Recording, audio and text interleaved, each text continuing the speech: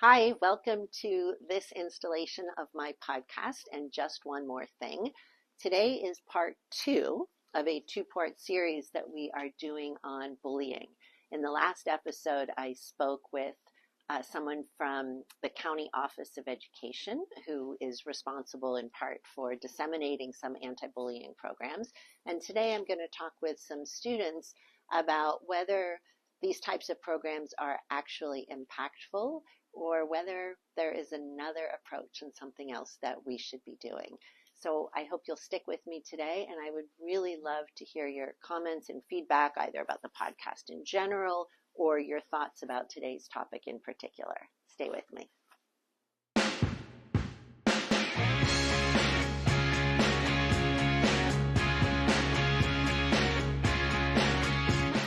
Hi, I'm back, and next segment I will be talking with high school students about whether anti-bullying programs in schools are actually impactful or whether this is something that just rolls off teens' shoulders, and is there in fact some better way that we really can work on changing behavior so it's not so harmful to kids who are victims of bullying. So stay tuned, a lot more to come on that. I am back with Anushka and Nico, and thank you so much for agreeing to talk with me. I wanted to hear from you in particular as I think about how we actually can combat bullying. I know there are a lot of school programs that are meant to be anti-bullying. I have doubts about whether they are particularly impactful and resonate with teenagers.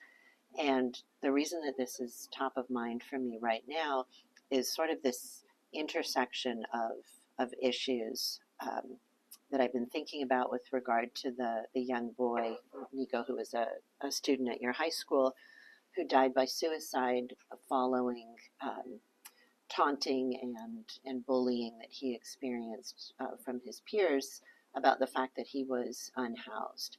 And there were kind of two divergent thoughts. One was kids learn from parents, and I have been to an unfortunately large number of conversations around affordable housing with adults where I hear really sometimes horrifying comments describing people who are unhoused. So there's that piece, and then the fact that this young boy's father really wants people to know that words from peers had this incredible impact on his son. So I would really love to hear your thoughts about that situation specifically, and more broadly about whether bullying is a behavior we can prevent. Yeah, well, I know that situation sent shockwaves through my school. I remember I was in Spanish class when my teacher read aloud like a notice, like a bulletin from the administration announcing that the student had committed suicide. It was terrible, but what was even more terrible, perhaps, was the reverberations around our school about the cause, right? That it was, in fact, largely our school and our community's fault, right? That there was bullying going on at our school that led this young man, Jose, to commit suicide. That was absolutely terrible. And I think, it's more broadly, sympathetic of the entire situation of bullying, in the 21st century in Santa Clara County. Oftentimes, folks in the public school system and the private school system are not really taught to be sympathetic or understand or try to understand, people who have very different experiences, lived experiences than them. And I think that, a really unfortunately, great example of this is the fact that, Jose was bullied because of the fact that he was unhoused. A freshman, right, 13, 14-year-old was bullied about a situation that he has zero control of, right? A situation that no one, should be harassed about to begin with. And I think this is just, as I was saying, a broader sympathy of this entire issue plaguing, our communities, that, we are not thinking about other people, right? We are not trying to sympathize with them, and we're not putting ourselves in their shoes, and that can lead to terrible, terrible problems. But I'm curious to what you think, Anushka. Thank you. And I want to also just, to Nico's point about being more sympathetic and understanding. One of our members on the youth task force, he said a very good thing, and that's that we are so ready to mourn people after they've died, but we don't celebrate them while they're alive. That really hit home just because I feel like we don't do enough of lifting people up when they're with us. We're really good at putting them down, even though it may just be a joke, or it may just be we're just making fun of our friends or poking fun at them because we want to look cool in front of our friends, or we just want to be funny. Um, and then we don't necessarily regard that as bullying because the word bullying has been diluted down to this term that we see in movies, that we see in high school presentations, and it's like, yeah, but we don't bully anyone, we just make fun of them. And so at Nico's school, for example, I remember he was telling me like no one everyone was surprised that that even happened because no one saw bullying take place. And the truth is, what we understand as bullying now doesn't necessarily happen. But yeah, do you want to speak to that? Yeah, definitely. I think what you're speaking of is so powerful, right? That bullying, in our culture has almost become like this caricature of this very like physical, violent harassment. And yet, most students will not experience that, especially in our county. Instead, what they're going to experience, is the subtle form of personal and interpersonal discrimination, right? Whether that be, harassment about their accent, right? Or, their economic status, or, their academics, right? There are all these small things, right, supposedly small things, right, that we often don't think about in the broader conversation of bullying that actually add up to be really big and really detrimental to students. And even if students, don't even recognize it as an issue themselves, right, it's still pushing them to, for example, be less confident in their studies, right? Because, for example, if you're bullied by your classmates or harassed by your classmates about your grades, right, or about the fact that maybe you're not as good as a certain subject as your other classmates, right, then you become less confident, right? And I mean, I think we all know a little bit about education, and I think we all know that confident kids or disconfident kids doesn't make, for a good adult situation. So not only is this like a social problem, but it's also an economic problem, right? Because we need confident adults, right, to keep our systems running, right? And bullying is against all of that, and any form of harassment is against all of that. Bullying certainly, at a minimum, is so detrimental to self-esteem, and you were laying out a couple of different categories, and I think right now, in this particular political environment, I think about kids whose families may be immigrants with or without documentation. I think about trans kids and other members of the LGBTQ community. They're literally being targeted by the federal government. So it's almost as if there's a pass now that since the government is targeting them, why can't we in our high schools? And what I heard you say at the outset, Nico, that I liked so much is you said sympathy, and I think about empathy and compassion as well, that maybe instead of focusing so much on trying to curb a negative behavior, like don't bully, we instead work to kind of remove the desire to bully by, can we teach compassion? Can we teach empathy? Yeah, and to the point what you said, like especially right now, I think we talked about how, especially with social media and how pervasive it's become, especially with the younger generations, and what they're seeing online, especially with the mentality that's being taught to them about how they can treat people, how they can treat women, how they can treat different minorities. It allows them and enables them to do so, again, in that like underground, more honestly more sinister way, because it creeps up on you.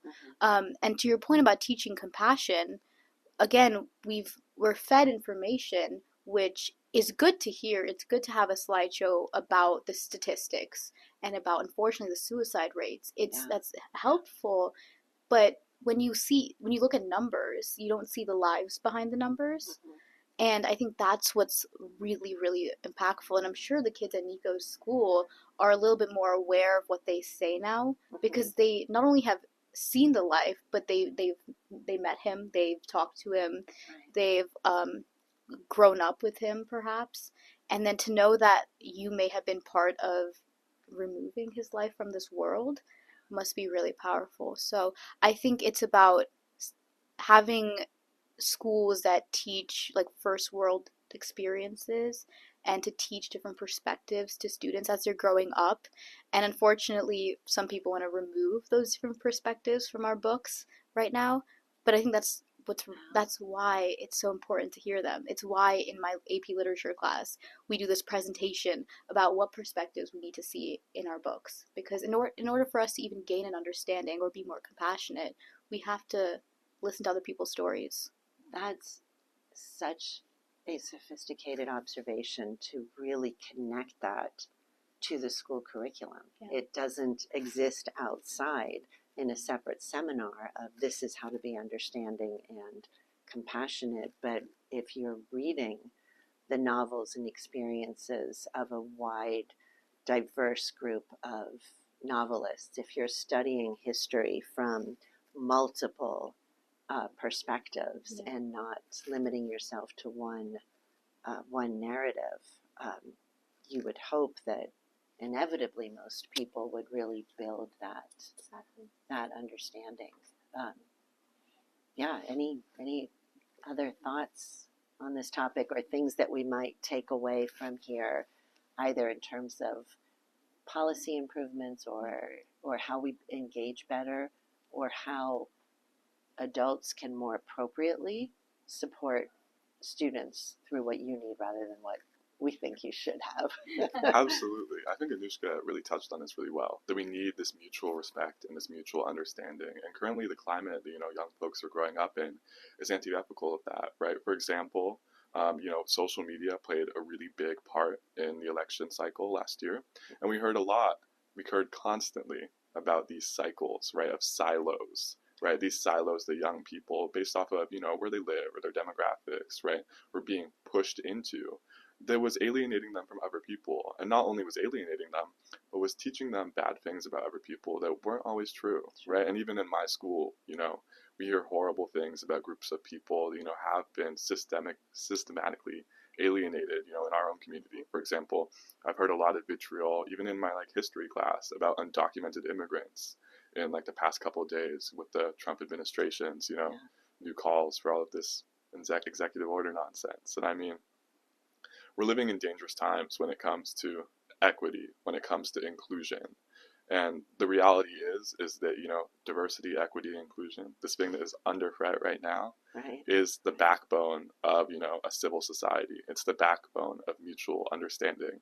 And I think, we need to remain steadfast, especially in the county of Santa Clara, in the state of California, defending those things, because really that is the backbone of our society, as I just said. And that means that, if we want to, prevent bullying, if we want to prevent harassment of our young people, then they need to feel at home, right? And the way they do that is if they're included.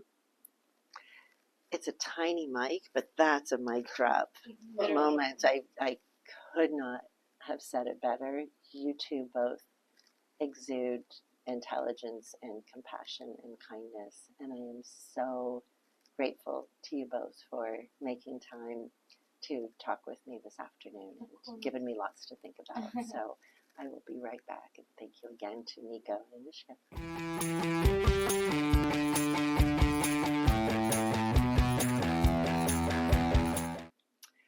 I am back with just one more thing today. Usually I try to think of some fun secret fact that you might not know about me, but I'm really still just reflecting on the conversation that I just had with the students about bullying. And I'm connecting that with where we are politically in time right now. This past weekend I was participated in a press conference that just emphasized the protections that Santa Clara County has in place to address a lot of the really genuine fears that our immigrant community has. So I want people to be just aware that this is such a tender time, that people, many people probably in the LGBTQ community, in the immigrant community, probably in lots of other identified groups, are feeling really vulnerable and afraid. And if there was ever a time to exhibit some extra compassion, I feel like it's right now.